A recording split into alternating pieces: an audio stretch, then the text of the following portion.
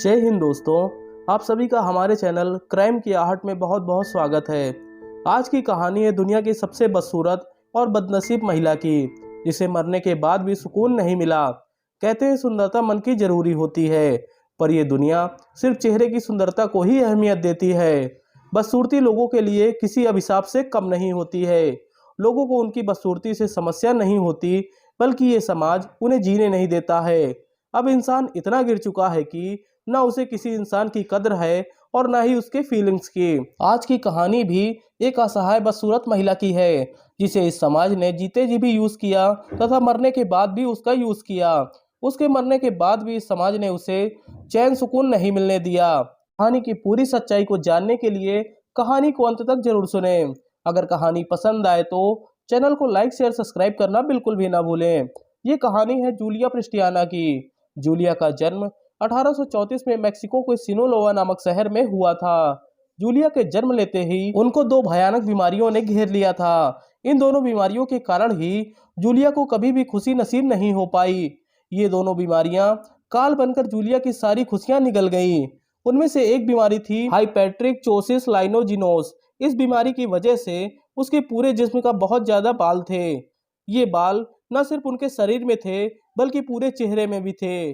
घने बालों के कारण जूलिया का पूरा चेहरा तथा शरीर उनसे ढक गया था।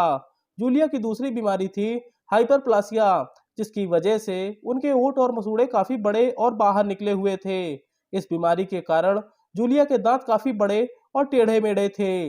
जूलिया की ये दोनों बीमारियां उसके लिए किसी अभिशाप से कम नहीं थी। इन दोनों बीमारियों ने मिलकर जूलिया की सारी खुशियां छीन ली थी तथा उसको बुरी तरह से परेशान कर रखा था। इन बीमारियों के कारण कोई उसे बियर वुमेन कहता तो कोई कुछ और। जिसके जो मन में आता था हर कोई जूलिया को वो सब कह डालता था। दुनिया के किसी भी शख्स ने जूलिया की तकलीफ समझने की कोशिश नहीं की थी। हर कोई बस उसका मजाक बनाना अपना राइट समझता था। देखते देखते लोगों ने जूलिया को ugliest women on the planet का दर्जा भी देना शुरू कर दिया। इन सारी चीजों ने जूलिया को और भी झकझोर दिया। जूलिया के बचपन की जानकारी ज्यादा किसी के पास भी नहीं है। हर कोई जूलिया के बचपन की अलग अलग स्टोरी सुनाता है। कोई कहता है जूलिया के माँ बाप ने उसे जंगल में मरने के लिए छोड़ दिया था, तो कोई कहता है कि जूलिया का बचपन अनाथालय में बीता था। ज्यादातर लोगों का मानना यह है कि जूलिया का बचपन एक अनाथालय में बीता था। जूलिया जैसे ही थोड़ी बड़ी हुई तो मेक्सिको के गवर्नर ने उसे अपने घर में काम पर रख लिया था, जिससे वो अपना गुजर बसर सही से कर सके। गवर्नर के घर में जूलिया को काफी अच्छा माहौल मिला, जिसके चलते उसने वहां सिंगिंग, डांसिंग तथा कई भाषाओं को बोलना सीखा। जूलिया ने अपने अंदर अनेकों कमियां देखने के बाद भी कभी खुद को कमजोर नहीं पड़ने दिया। जूलिया का बचपन से ही काफी सारा मजाक बनाया जाता था। वो कहीं भी जाती तो लोग उस पर तालियां बजाकर हंसते। ये सारी चीजें जूलिया को बहुत ही पेनफुल लगती थी, लेकिन वो करती भी क्या। अब भगवान ने ही उसके साथ ऐसा खेल खेला था। खैर, जूलिया सभी चीजों को किसी तरह से भूलकर जीने की कोशिश में लगी हुई थी। जूलिया के अंदर डांसिंग, सिंगिंग जैसे टैलेंट होने के बावजूद भी वो अपनी जीविका तक नहीं कमा पा रही थी, क्योंकि लोग उसे चैन से जीने ही नहीं दे रहे थे। समय के साथ धीरे धीरे जूलिया मजबूत होती जा रही थी। अब उसे ज्यादा लोगों से फर्क नहीं पड़ने लगा था। जूलिया पूरी दुनिया में अकेली थी। ना तो उसके जैसा कोई और था और ना ही उसके साथ कोई और था। एक दिन किसी ने जूलिया को सलाह दी कि वो अपनी इस कमी का यूज करके अर्न क्यों नहीं करती। वो सर्कस ज्वाइन कर ले और वहीं से उसे उसकी जीविका मिलने लगेगी। जूलिया को बात सही लगी, क्योंकि वो एक एक चीज के लिए तरस रही थी। कोई था ही नहीं जो उसे प्रोटेक्शन दे सके। उसने एक रात सोच विचार किया। उसके बाद एक दिन जाकर एक अमेरिकन सर्कस को ज्वाइन कर लिया। सर्कस ज्वाइन करते ही पहले तो वहां भी जूलिया का बेहद मजाक बनाया गया, लेकिन सर्कस वालों ने अपने फायदे के लिए जूलिया को ट्रेंड करना शुरू कर दिया। जूलिया किसी भी चीज को बड़ी ही सरलता से सीख लिया करती थी। उसे सर्कस का काम सीखने में बहुत कम समय लगा। वो बड़े ही कम समय में सर्कस की सारी कलाएं सीख गई। जूलिया के ट्रेंड होते ही दिसंबर 1854 को पहली बार उसे दुनिया के सामने पेश किया गया। जूलिया को देखने के लिए सर्कस में लाखों की भीड़ उमड़ पड़ी। सर्कस वालों ने जूलिया को सबके सामने सबसे बदसूरत महिला कहकर पेश किया, जिसके कारण और भी लोग सर्कस हॉल में उमड़ पड़े। इतना ही नहीं, सर्कस के कुछ लोगों ने यह भी अफवाह फैला दी थी कि जूलिया जो दुनिया की सबसे बदसूरत महिला है, उसकी बदसूरती का कारण उसकी माँ है। उसकी माँ ने बंदर के साथ संबंध बनाकर जूलिया को जन्म दिया था, इसी वजह से जूलिया ऐसी है। ये अफवाह बड़े ही कम समय में सभी के बीच हवा की तरह फैल गई। इस बात ने लोगों को और भी अधिक अट्रैक्ट किया, जिसके चलते जूलिया पूरी दुनिया में रातों रात फेमस हो गई। इन सभी अफवाहों के कारण अब जूलिया का सर्कस शो देखने लोग दूर दूर से आने लगे। सर्कस में अब जगह कम पड़ने लगी थी। यहाँ आने वाला हर शख्स सिर्फ और सिर्फ जूलिया की बदसूरती देखने आता था। कोई भी व्यक्ति जूलिया का टैलेंट देखने नहीं आता था। देखते देखते जूलिया एक बदसूरत सर्कस क्वीन बन गई। अब सर्कस की जान जूलिया बन चुकी थी। हर कोई अब सर्कस में सिर्फ जूलिया को देखने आता था। लोगों को जूलिया का मजाक बनाकर बड़ा ही मजा आता था।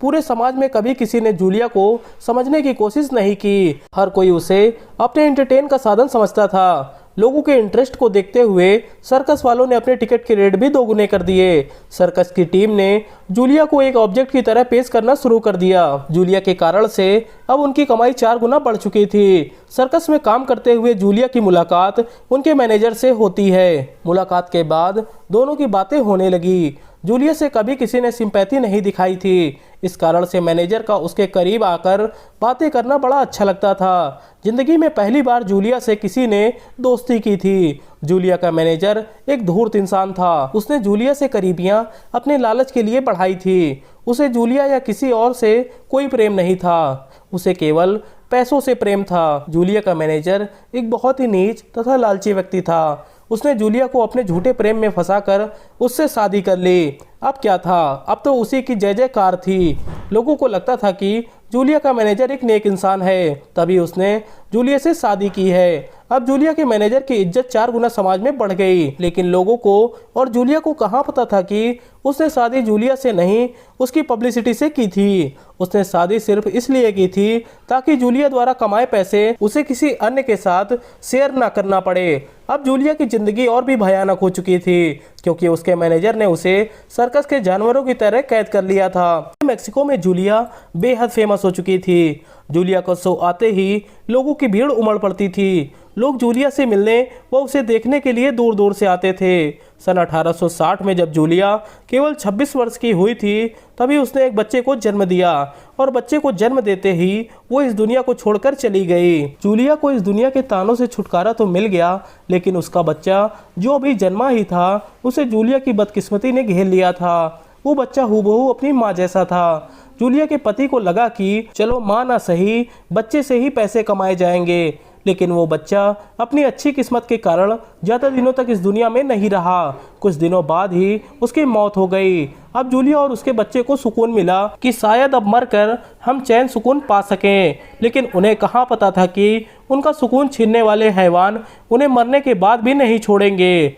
वैसे तो यही होता है कि मरने के बाद मरे हुए लोगों का रीति रिवाजों के साथ अंतिम संस्कार कर दिया जाता है, लेकिन जूलिया का पति पैसे के लिए इतना गिर चुका था कि उसने मरने के बाद भी जूलिया और उसके बच्चे की लाश को एक मैक्सिकन यूनिवर्सिटी के प्रोफेसर डॉक्टर सोकोलोव को दे दिया। डॉक्टर भी कम नीच नहीं था। उसने उन दोनों की लाश को मॉडिफाई किया और लाशों के ऊपर कई प्रकार के केमिकल्स का लेप लगाकर उनका संरक्षण किया। कुछ दिनों तक तो लाशें डॉक्टर के पास ही रहीं, लेकिन कुछ महीनों बाद जूलिया के पति ने वो लाशें डॉक्टर से वापस ले ली और लाशों को लंदन लेकर गया। लंदन ले जाकर जूलिया के पति ने फिर अपनी नीचता का प्रदर्शन किया।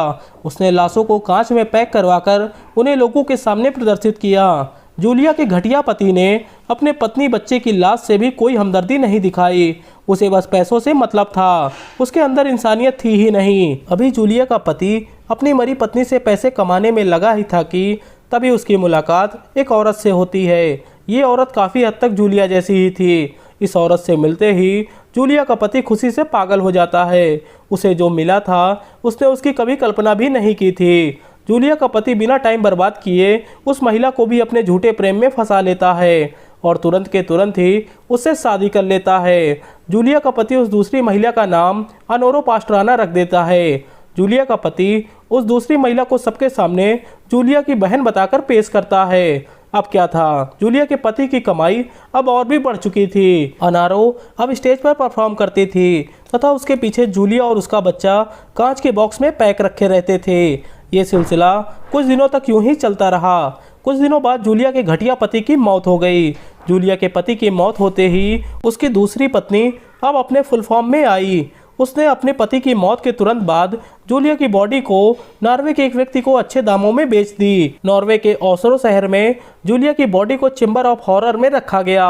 नॉर्वे में जूलिया की बॉडी का यूज लोगों को डराने में किया जाने लगा था। जूलिया की बॉडी को न सिर्फ नॉर्वे बल्कि स्वीडन में भी प्रदर्शित किया गया।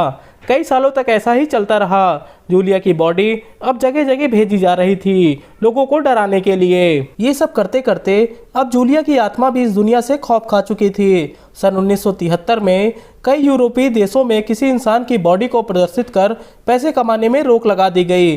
अब क्या था, अब जूलिया और उसके बच्चों को ओस्लो के एक स्टोर रूम में रख दिया गया। अब दोनों माँ बेटे एक स्टोर रूम में कैद थे तथा अपनी अंतिम विदाई की राह देख रहे थे। तभी एक दिन कुछ शरारती बच्चे उस स्टोर रूम में घुसे और जूलिया की बॉडी से उसका एक हाथ उखाड़ लाए तथा उसके बच्चे की बॉडी को ले जाकर बाहर खुले मैदान में फेंक आए। बाहर बच्चे की बॉडी को चूहे खा गए। जूलिया की असहाय बॉडी ये सब बड़े ही कष्ट के साथ देखती रही। तभी सन 1979 में एक दिन जूलिया की बॉडी उस स्टोर रूम से चोरी हो गई। जूलिया की बॉडी को किसने और क्यों चुराया था, ये बात आज तक नहीं पता चल पाई। इसके बाद 1990 में यानी बॉडी चोरी होने के 11 सालों बाद वो body Oslo institute of forensic medicine के स्टोर हाउस में प्राप्त की गई। बॉडी मिलने के बाद पता चला कि कई सालों तक इंस्टीट्यूट और डॉक्टर्स मिलकर जूलिया की बॉडी पर गैर कानूनी ढंग से रिसर्च करते रहे। गैर कानूनी काम करने पर भी उनके खिलाफ किसी ने कोई एक्शन नहीं लिया। 1905 में लॉरा एंडरसन नाम की एक महिला को इसके बारे में पता चला। लॉरा मूल रूप से मेक्सिको की रहने वाली थी। लॉरा ओस्लो यूनिवर्सिटी में एक आर्टिस्ट के तौर पर काम कर रही होती है। लॉरा एक नेक दिल लड़की होती है। जब उसे जूलिया की दर्दनाक कहानी पता चलती है तो वो दंग हो जाती है। उसे जूलिया के लिए बहुत बुरा लगता है। वो जूलिया के लिए बेहद दुखी होती है और मन ही मन वो ठान लेती है कि कुछ भी हो जाए लेकिन वो जल्द से जल्द जूलिया का अंतिम संस्कार करवाएगी। लॉरा मन ही मन ये प्रॉमिस करती है कि जूलिया को जो सम्मान जीते जी नहीं मिला वो उसे मैं उसके अंतिम संस्कार में दिलवाऊंगी। बिना टाइम बर्बाद किए लॉरा ओस्लो यूनिवर्सिटी में पिटीशन फाइल करती है कि जूलिया की बॉडी मैक्सिको को वापस लौटा दी जाए। लॉरा की इस बात को यूनिवर्सिटी साफ इनकार कर देती है। यूनिवर्सिटी के साफ मना करने के बाद भी लॉरा हार नहीं मानती है। वो लगातार जूलिया के लिए स्टेप लेती रहती है। जब लॉरा की कोई नहीं सुनता तो वो national community for educational of research of human rights की मदद लेती है और जूलिया की बॉडी को वापस मैक्सिको लाने में कामयाब हो जाती है। जूलिया को वापस लाने में लॉरा ने अपने रात दिन एक कर दिए थे लेकिन अंत में उसे सफलता भी मिली।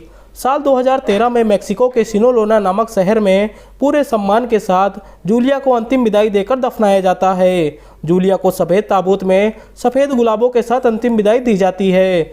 जूलिया की अंतिम विदाई में शहर के गवर्नर, फादर तथा बड़ी बड़ी हस्तियां शामिल होती हैं। जूलिया की अंतिम विदाई में हर कोई जूलिया को सलाम करता है। इसके बाद जूलिया के ऊपर एक किताब भी लिखी जाती है। जूलिया को उनके जन्म के 179 साल बाद वो सम्मान मिला जो अपने जीवन में उसे कभी नहीं मिला था। जूलिया जिस सम्मान की असली हकदार थी वो उसे अपनी लाइफ में तो नहीं मिल सका लेकिन उसके मरने के बाद जूलिया को वो सम्मान 179 सालों बाद मिला। जूलिया ने जो कुछ भी अपने जीवन में झेला था वो बिल्कुल भी लीगल नहीं था। जूलिया ने जो सज़ा काटी उसमें उसकी कोई गलती नहीं थी और ना ही उसने कोई क्राइम किया था। उसने वो सज़ा काटी जो बिल्कुल गलत थी। ये थी जूलिया की दर्द भरी कहानी। दुनिया की ऐसी ही सच्ची कहानियाँ सुनने के लिए हमारे चैनल क्राइम की आहट को सपोर्ट करें। कहानी को पूरा सुनने के लिए धन्यवाद।